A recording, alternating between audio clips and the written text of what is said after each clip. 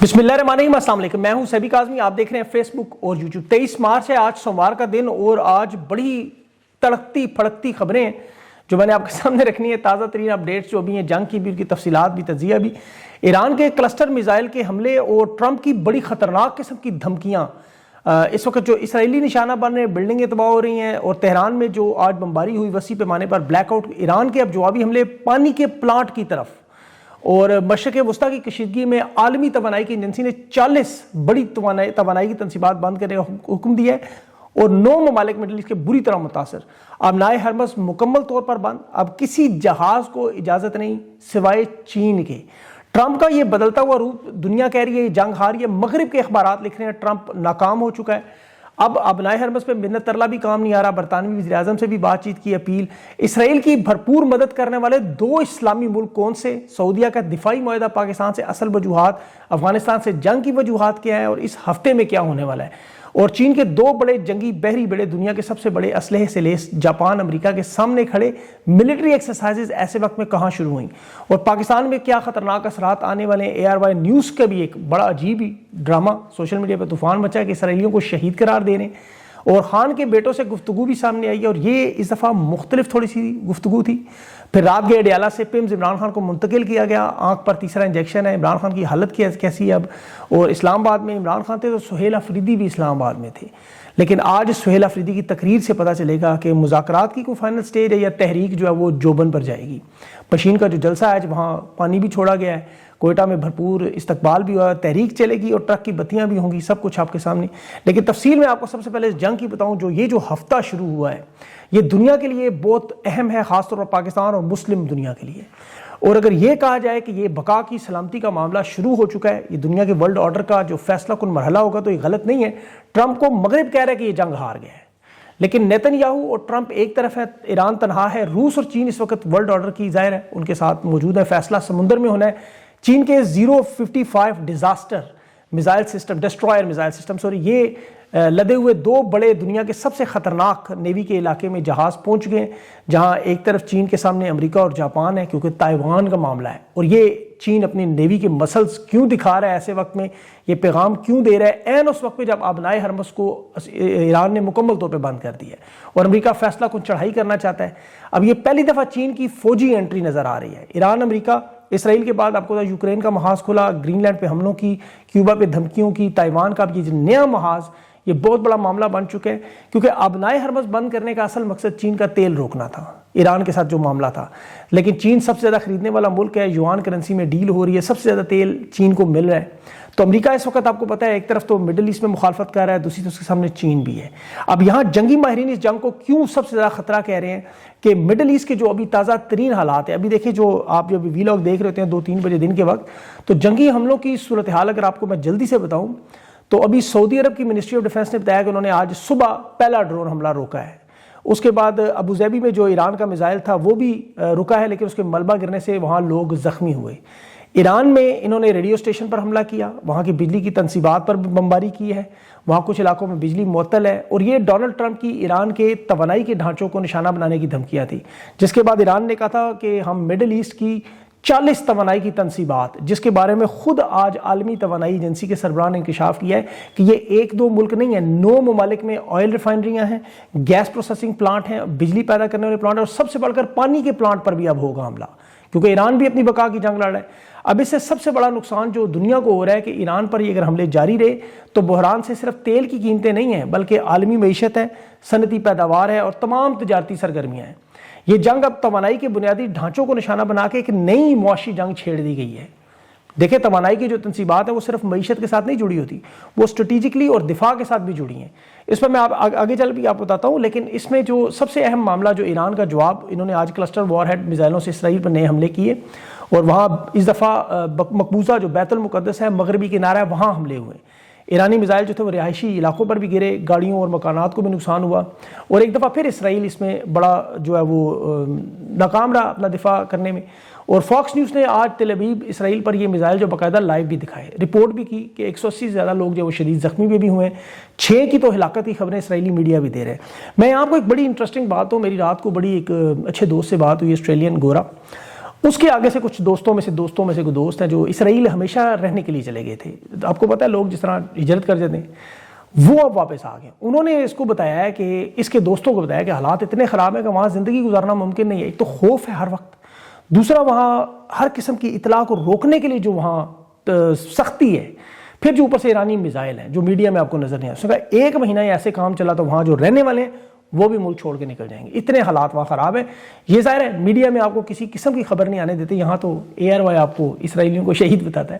تو ایران کی جو تباہی ہے وہ تو آپ کو نظر آتی ہے, لیکن آپ ڈونلڈ ٹرمپ کے غصے اور پاگل پن کا انجام دیکھیں کہ ابھی اس کے حوالے سے خبریں نیوکلیئر ہتھیاروں کی بھی ہیں جو پتہ نہیں درست نہیں ہے شاید, لیکن اس نے کہا ہم بجلی گھر تباہ کریں گے. اگر آپ نے اتحادیوں کی انرجی اور پانی کے پلانٹ کو تباہ کیا تو پھر ہم یہاں 9 کروڑ ایرانیوں کو بجلی سے محروم کر دیں گے, اسپتالوں سے. آپ کو پتہ ہے اب یہاں یہ خدا نخواستہ اگر نیوکلیئر حملوں کی طرف جاتے ہیں, دیکھیں ایران کا جواب تو پھر پانی کے نظام پر ہے. فلٹریشن پلانٹ اگر سعودی عرب ان کا ختم ہوتا ہے تو پھر زندگی ختم.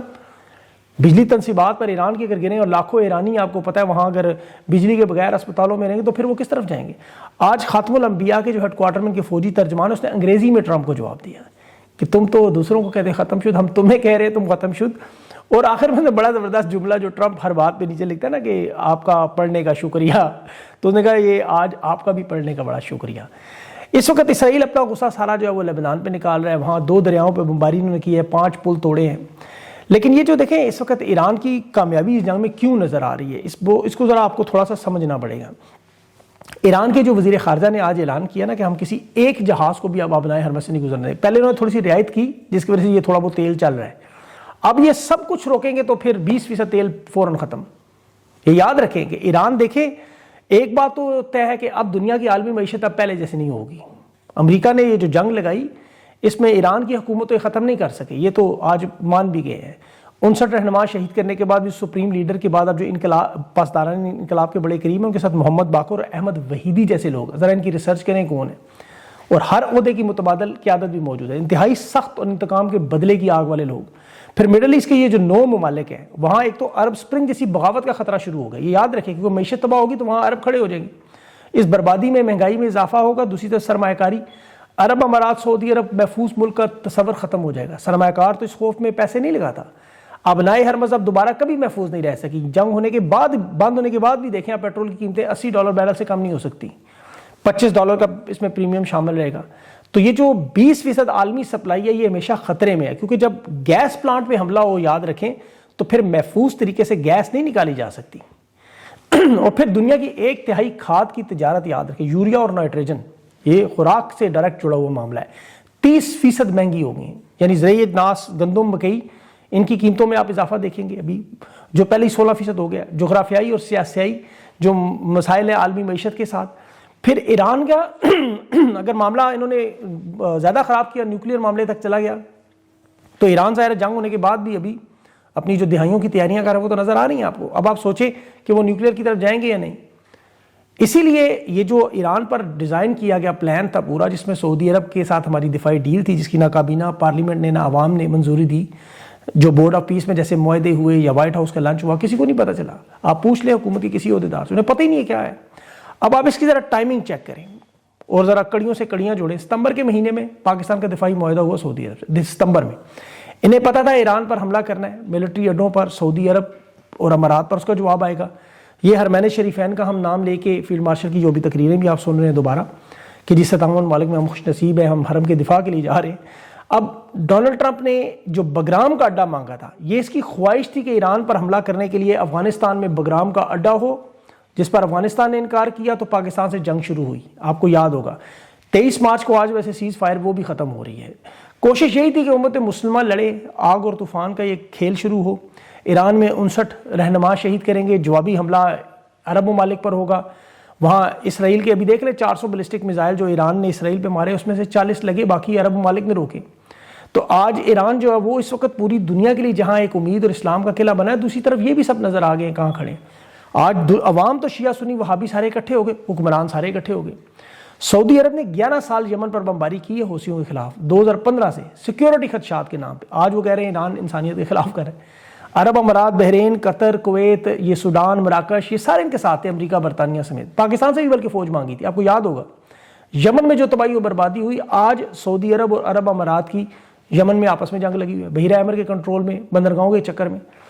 ابھی وہ عرب امارات کی ترجمان کی میں بات سن کے حیران رہ گیا. اس نے کہا امریکی اڈوں کا جتنا نقصان ہوا ہم اس سے دگنا خرچہ انہیں واپس کریں گے. $5 کھرب امریکہ نے مانگے ان سے، $2.5 کھرب اس جنگ میں. اب یہ جو توانائی کا مسئلہ پیدا ہوا ہے، اب اس میں آپ دیکھیں بڑی انٹرسٹنگ چیز کہ اسرائیل کے لیے کون مدد کر رہے ہیں. 1 کروڑ کا اسرائیل کا ملک، ان کی توانائی کیسے پوری ہو رہی ہے؟ وہ کر رہے ہیں آذربائیجان اور ترکی.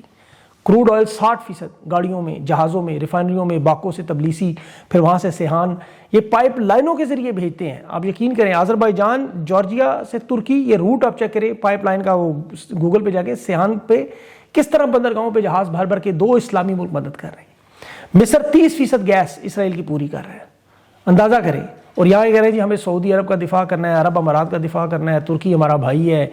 یہ سارے اسرائیل کی ضروریات پوری کر رہے ہیں، حملے روک رہے ہیں ایران کے، امریکہ کو اڈے دے رہے ہیں. اور پاکستان میں کیا کر رہے ہیں؟ نون لیگ کے صحافی، عسکری صحافی بیانیہ کہ جی سعودی عرب کی مدد نہیں کریں گے تو وہ ہمارے 50 لاکھ لوگ واپس آ جائیں گے، ہمیں $12 ارب کا نقصان ہوگا، ہم کہاں سے پورا کریں گے؟ دیکھیں بڑا آسان طریقہ ہے. پہلے تو ان سے بندہ پوچھے یہ بنگلہ دیش میں جو ایک ملک ہے، مسلمان ملک ہے، 40 لاکھ لوگ ان کے بھی سعودی عرب امارات میں ہیں. سعودی عرب انہیں کیوں نہیں دفاع کے لیے اپنے بلاتا؟ انڈونیشیا کے اسلامی ملک ہے، سعودی عرب انہیں کیوں نہیں بلاتا؟ ہندوستان کے سعودی عرب اور عرب امارات سے سب سے زیادہ گہرے تعلقات، ساری انویسٹمنٹ عرب وہاں کرتے ہیں. $100 ارب کی محمد بن سلمان نے وہاں انویسٹمنٹ کی ہوئی. سب سے زیادہ تیل کی ریفائنریاں، اور ہندوستان کیش پہ خریدتا ہے. 1 کروڑ لوگ ہندوستان کے مڈل ایسٹ میں ہیں، لیکن ہندوستان روس سے تیل کی ڈیل بھی کرتا ہے، ایران سے بھی ڈیل کرتا ہے، سعودیہ سے بھی کرتا ہے، امریکہ سے بھی کرتا ہے. وہ اس جنگ کا حصہ نہیں بنتے. اور یہ جو دفاعی ڈیل کی بات کرتے ہیں، پاکستان انڈیا کی جو جنگ تھی اس میں سعودی عرب کی طرف سے کتنی مدد ملی آپ ذرا بتائیں، یا کتنی آ کے وہ لڑے ہمارے ساتھ؟ افغانستان کی بھی جنگ میں دیکھ لیں. دیکھیں یہ نیتن یاہو نے خود کہا ہے کچھ لوگ ہماری محنت کچھ ممالک کر رہے ہیں اس جنگ میں کودنے کے لیے. اس کی میں آپ کو وجہ بتاتا ہوں، آپ یقین کریں باخدا، آپ اس کو بات کو بڑے غور سے سمجھے گا. یہ حکمران اصل تباہی و بربادی ہے پاکستان میں، ان کا ہٹنا کیوں ضروری ہے؟ اگر آپ کو یہ بات سمجھ آ گئی آپ کو سارا معاملہ ختم ہو جائے. یہ کہتے ہیں نا سعودی عرب سے 12 سے 24 ارب ڈالر لیتے ہیں تیل، یہ لیتے ہیں ادھار پہ. یہ جو پاکستان کے اندر آپ کو پیٹرول اور ڈیزل ملتا ہے نا، یہ ملتا ہے کیش میں، آپ پے کرتے ہیں. سعودی عرب کو پیسے دینے چاہیے، یہ نہیں دیتے پیسے واپس، یہ ٹال مٹول کرتے ہیں، 3 سال کے لیے ادھار پہ کر دیتے ہیں. اپنے اس دوران گاڑیاں بھی خریدتے ہیں، جہاز بھی خریدتے ہیں، بیرونی دورے بھی کرتے ہیں، اور ساری کرپشن کے پیسے سوئس بینکوں میں ادھر ادھر ٹرانسفر کرتے ہیں. بنگلہ دیشی عوام، ہندوستانی عوام، وہاں حکومت تیل کی قیمت کیش پہ دیتی ہے، اپنی لوگوں سے کیش پہ لیتی ہے، انہیں واپس کر دی. یہ یہاں ٹال مٹول کرتے ہیں. سالانہ امپورٹ ہے $24 ارب. ذرا غور سے سنیں، انہیں کوڑیوں کے بھاؤ یہ تیل مل سکتا ہے اگر یہ ایران سے لیں.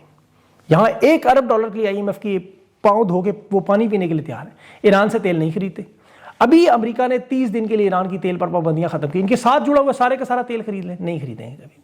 یہ اسمگلنگ کے ذریعے اپنی گاڑیوں میں تیل بھروانے کے لیے لے لیتے ہیں، لیکن یہ سستا تیل کبھی نہیں خریدیں گے، کیونکہ یہ خریدیں گے تو $150 کی لیوی کیسی لگائیں گے، اس کے اوپر ٹیکسز کیسے لگائیں گے، پھر وہ پیسے سوئس بینکوں میں جمع کیسے ہوں گے. یہ سب سے بڑی واردات ہے. یہ اس کے لیے پاکستان میں سول وار لگانے کے لیے بھی تیار ہے.